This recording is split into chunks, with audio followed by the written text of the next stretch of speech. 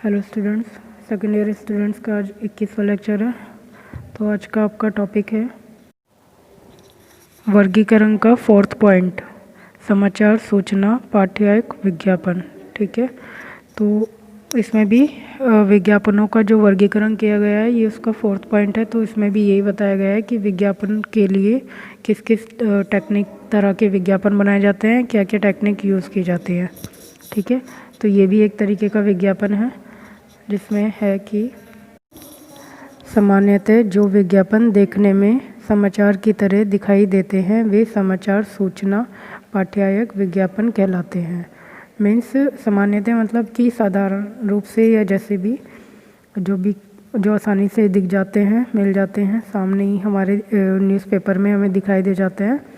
ये जो विज्ञापन होते हैं वे देखने में समाचार की तरह दिखाई देते हैं। मीन्स जैसे आप विज्ञापन मतलब कि न्यूज़पेपर पढ़ते हो तो जो भी आप न्यूज़ पढ़ते हो, सपोज़ कीजिए किसी कॉलेज की न्यूज़ है या कोई फैमिली की न्यूज़ आ रही है या किसी गवर्नमेंट से रिलेटेड कोई न्यूज़ आ रही है, तो ऊपर हेडिंग डाला रहता है और उसके नीचे मैटर लिखा रहता है ना। जिसकी रिगार्डिंग न्यूज़ होती है वो हेडिंग में डाल देते हैं हाईलाइट के लिए कि इसके रिगार्डिंग ये न्यूज़ है, इसको आप पढ़ लें या पढ़ सकते हैं अगर आपका इंटरेस्ट है तो उसी पर्पज़ से वो बता रहे हैं कि जिस तरीके से समाचार न्यूज़पेपर में दिए जाते हैं नॉर्मली, उसी तरीके से ये इस तरीके के विज्ञापन होते हैं जिन्हें समाचार, सूचना, पाठ्यक्रम, विज्ञापन कहते हैं। ठीक है, तो इस तरह के विज्ञापनों में विज्ञापन का शीर्षक, इस तरह के जो विज्ञापन होते हैं उनमें जो विज्ञापन का शीर्षक होता है, मीन्स वो दिखते तो समाचार की तरह है लेकिन जो है तो वो विज्ञापन ही, तो उसमें जो विज्ञापन का शीर्षक होता है, मीन्स की हेडिंग होता है उसका, जो वो समाचार के शीर्षक की तरह ही उस मतलब कि जो समाचार का शीर्षक होता है और जो इस तरह के विज्ञापन का शीर्षक होता है वो एक ही तरीके का होता है।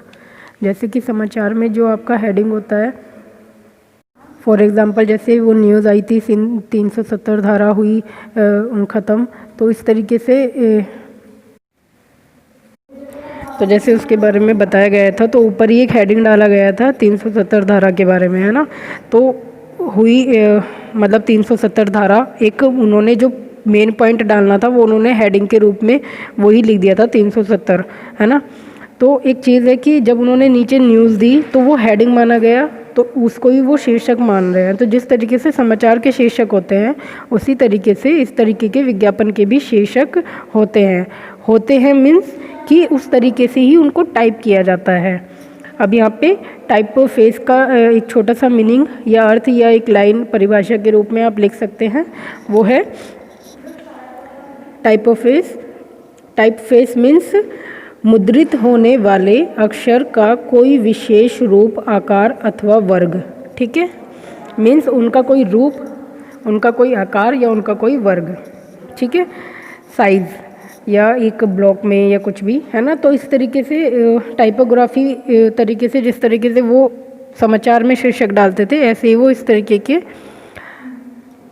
विज्ञापनों में भी शीर्षक डालते हैं, उसी आकार में होते हैं। तो टाइपफेस और उसी आकार में होते हैं तथा अंदर का संदेश भी अखबार के टेक्स्ट मैटर की तरह ही उसी टाइपफेस के अनुसार उसी प्रकार का रहता है। तो इसमें भी ये वही चीज़ बता रहे हैं आपको कि जो उसका टेक्स्ट होता है, जो लिखने का उसको तरीका होता है, जो समाचार का होता है वही आपके इस तरीके के विज्ञापन का होता है जिसे समाचार, सूचना, पाठ्यक्रम, विज्ञापन कहते हैं।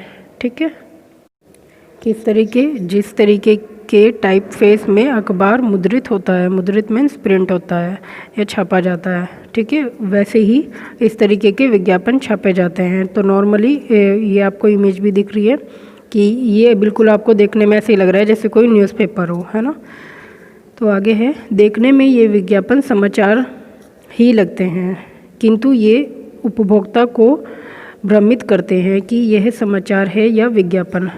तो जैसे कि आपको ईमेल दिखाई दे रही है, इसको देख के आपको भी लग ही रहा होगा कि ये विज्ञापन है या न्यूज़ है, क्योंकि न्यूज़ भी सेम इसी तरीके से इसी पैटर्न में छापी जाती है। तो उसी के लिए ये बता रहे हैं कि इस तरीके के विज्ञापन उपभोक्ता को या ग्राहक को या पढ़ने वाले को भ्रमित करते हैं। ठीक है, क्योंकि वो कंफ्यूज हो जाते हैं कि ये विज्ञापन है यह समाचार है, न्यूज़ है कोई, है ना। तो पढ़ने के बाद ही उनको पता लगता है कि ये समाचार है या विज्ञापन। आगे है, इसमें पहचान के लिए अधिकतर विज्ञापन के नीचे कोने में छोटा सा एडवर्टाइजमेंट का शॉर्ट फॉर्म एडवर या पूरा शब्द एडवर्टाइजिंग भी लिखा जाता है। ठीक है, तो इस इमेज को आप लार्ज करके अगर देखोगे या आप नेट पे भी सर्च कर सकते हो, तो इसमें नीचे कॉर्नर में लिखा रहता है एडवर्टाइजिंग या फिर ADV। ठीक है, तो आगे है, इस प्रकार के विज्ञापनों का पाठ्यक प्रथम दृष्टि में समाचार ही समझा जाता है। मतलब कि इस तरीके के जो विज्ञापन होते हैं उनको जब पढ़ा जाता है तो फर्स्ट ऑफ ऑल तो उनको समाचार या कोई न्यूज़ ही समझा जाता है। पढ़ने के बाद ही ये पता लगता है कि ये एक्चुअली विज्ञापन है। ठीक है, तो और उसे समाचार के रूप में पढ़ता है। मतलब कोई भी पढ़ने वाला पाठक उसको समाचार के रूप में ही पढ़ता है और उस संदेश पर विश्वास भी करता है।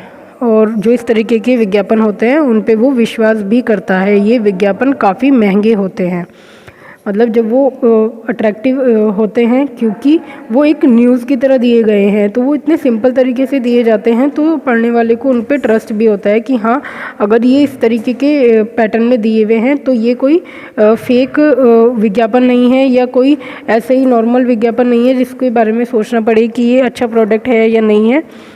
उसको एक सीरियस वे में लिया जाता है। जिस तरीके से हम न्यूज़ को सीरियस वे में लेते हैं कि ये जो सब न्यूज़ है ये रियल है, रियलिटी है ना, इसलिए ये न्यूज़ के रूप में हमारे सामने न्यूज़पेपर में है। तो उसी तरीके से इसके बारे में भी वही व्यू या थिंकिंग बना ली जाती है पढ़ते वक्त कि हाँ, ये रियल ही है। तो इस तरीके के विज्ञापन पे विश्वास किया जा सकता है ना, तो या फिर कर लेते हैं, है ना। तो और ये विज्ञापन महंगे होते हैं। तो जैसे कि मैंने और सब विज्ञापन के बारे में आपको बताया है, वर्गीकृत या विस्तृत विज्ञापन, तो वो जैसे सस्ते विज्ञापन होते हैं, लेकिन ये विज्ञापन महंगे विज्ञापन होते हैं। मतलब कि विज्ञापन निर्माता जो विज्ञापन बनाता है, विज्ञापनकर्ता इनका ज़्यादा चार्ज लेता है जिसके भी लिए वो विज्ञापन बनाता है ना, या छापता है। या न्यूज़पेपर वाले भी इसका अधिक चार्ज लेते हैं अपने न्यूज़पेपर में इसको देने के लिए, छापने के लिए। तो ठीक है, इसमें सिंपल यही आपको बताया गया है कि इस तरीके के विज्ञापन कैसे होते हैं और न्यूज़पेपर में किस पैटर्न में ये दिए जाते हैं। इसमें किस तरीके की बॉडी कॉपी होती है, क्या टाइप फेस होता है, क्या इसकी टाइपोग्राफी होती है ना। तो इसको और ज़्यादा सर्च करने के लिए आप इसकी इमेजेस और भी देख सकते हैं। ठीक है, जो कि नेट पे ही मिल जाएंगी, या आप कोई न्यूज़पेपर उठाएं उसको पढ़ें। 3-4 न्यूज़पेपर आप देख के पढ़ के इस तरीके के विज्ञापन के बारे में और जानकारी ले सकते हैं खुद के लिए, अपनी थ्योरी को स्ट्रॉन्ग करने के लिए। क्योंकि क्या होता है कि सिर्फ पढ़ा हुआ हमारे लिए इतना सफिशेंट नहीं होता जितना हमारे लिए प्रैक्टिकल सफिशेंट होता है। या फिर किसी भी चीज़ को लिखना, जैसे कि कहते हैं ना कि पढ़ा हुआ तो हो गया रीडिंग या फिर लर्निंग, लेकिन एग्ज़ाम ही होता है जिसके बाद हमें क्लियर होता है कि हाँ, हम इस चीज़ को सीख चुके हैं। तो उसी तरीके से ये है कि जब आप इसको पढ़ रहे हैं तो वो आपके लिए एक नॉर्मल है कि इस तरीके के विज्ञापन कैसे होते हैं, कैसे विज्ञापन होते हैं और कहाँ छापे जाते हैं, क्या उनका रूप और आकृति होती है।